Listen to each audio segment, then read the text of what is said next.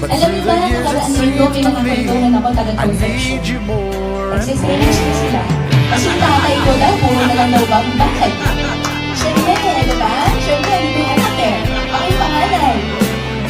At sa lahat po ng mga food engineer po from Kevin Beach, kayo na po bahala ha. Pag may makitulong po ang LGU, logistics, o ano man kailangan, tandaan niyo po lagi, nandito po ako, kasama po sa congressman, handang tumulong po sa inyo lahat. At magandang umaga po sa inyo lahat, mga pag-anong po dito sa Barangay Panaba. Pagkatapos po nito siguro, mamaya, si Kap TJ, baka magpapa-breakfast ka ba sa